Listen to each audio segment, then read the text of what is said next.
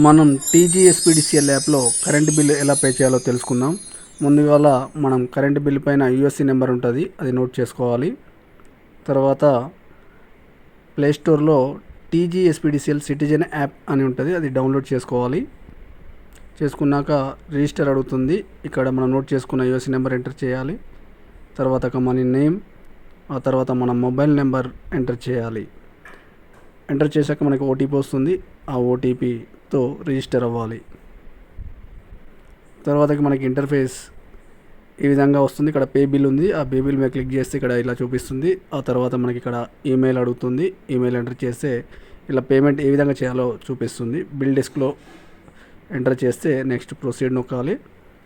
ఆ తర్వాత ఇక్కడ యూపీఐ ఐడి ఉంది కదా, మనం యూపీఐ ఐడి మీద క్లిక్ చేయాలి. మనకి ఈ విధంగా చూపిస్తుంది.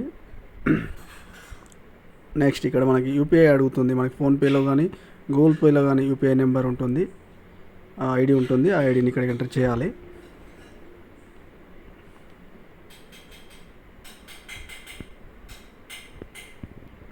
ఇక్కడ మేక్ పేమెంట్ ఉంది. ఇక్కడ క్లిక్ చేయగానే మనకి ఫోన్పే కానీ గూగుల్ పే కానీ మనకి ఇక్కడ లింక్ వస్తుంది. ఆ లింక్ పైన క్లిక్ చేస్తే డైరెక్ట్ యాప్లోకి తీసుకెళ్తుంది. లింక్ ద్వారా మనం ఈ విధంగా మన యొక్క కరెంటు బిల్ని పే చేయొచ్చు.